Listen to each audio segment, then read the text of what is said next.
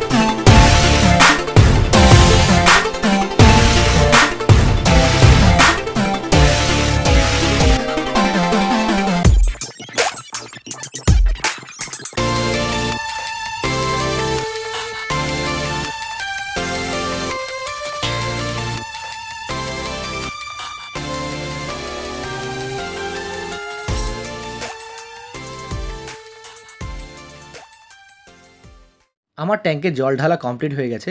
এবারে আমি মাইক্রোলাইফ এক্সএস টুটা অ্যাড করব। আপনারা সবাই জানেন মাইক্রোলাইফ এক্সএস টুটা হচ্ছে বেনিফিশিয়াল ব্যাকটেরিয়া, যেটা আপনার ট্যাঙ্কে খুব একটা জরুরি জিনিস। এই জিনিসটা অ্যাড করার নিয়ম হচ্ছে প্রতি 100 লিটার জলে 1 ml করে এই মাইক্রোলাইফ এক্সএস টুটা লাগে। আমার এই ট্যাঙ্ক ক্যাপাসিটি 250 লিটার, তাই আমি 2.5 ml মাইক্রোলাইফ এক্সএস টু পরপর 3 দিন দেব। আপনারা যখন নতুন কোনো ট্যাঙ্ক চালু করবেন তখন যদি বেনিফিশিয়াল ব্যাকটেরিয়ার ডোজ দেন, তাহলেও এই নিয়মটা মেনটেন করে দেবেন। প্রথম 3 দিন পরপর দিয়ে যেতে হবে। তারপরে আপনার প্রতি সপ্তাহে একবার করে আপনার ট্যাঙ্কের ওয়াটার অনুযায়ী আপনাকে ডোজেসটা করতে হবে। আমি পরপর 3 দিন এই ডোজেসটা দেব, তারপরে ডোজেসটা বন্ধ করে দেব। এখন আর আমি উইকলি দেব না, কারণ আমার ট্যাঙ্কে এখন ফিশ নেই। আমার বেনিফিশিয়াল ব্যাকটেরিয়াগুলো গ্রোথ করার জন্য আমি অন্য প্রসেস ব্যবহার করব। আমার ট্যাঙ্কে ট্যানিনটা যাতে খুব তাড়াতাড়ি আসে, তার জন্য ইন্ডিয়ান আমন্ড লিভ ব্যবহার করব। এই আমন্ড লিভ ব্যবহার করলে আমার জলে ট্যানিনের পরিমাণটা আরও বেশি হয়ে যাবে। এই পাতাটা ব্যবহার করার আরেকটা কারণ হচ্ছে, আমার নিচের যেই সাবস্ট্রেটটা আছে সেই সাবস্ট্রেটের ওপরে যদি এরকম কোনো ধরনের পাতা আমি দিই, তাহলে ডিজাইনটা দেখতে আরও বেশি সুন্দর লাগবে। প্রথম 1-2 দিন হয়তো পাতাটা জলের ওপরে ভাসবে, তারপরে আস্তে আস্তে পাতাটা যখন জলের নিচে পড়ে যাবে তখন আমি ওটাকে সুন্দর মতো সাজিয়ে দেবো, যাতে আমার অ্যাকোয়াস্কেপটা আরও বেশি সুন্দর দেখতে লাগে। আমার ট্যাঙ্কে আমন্ড লিভ অ্যাড করে দেওয়ার পরেই আমার ট্যাঙ্কটা সম্পূর্ণভাবে রেডি হয়ে গেল। এবার আমি নাইট্রোজেন সাইকেলের জন্য কমপক্ষে 3 মাস ওয়েট করব। এই 3 মাস আমার ট্যাঙ্কে কোনো রকম মাছই আমি ছাড়বো না।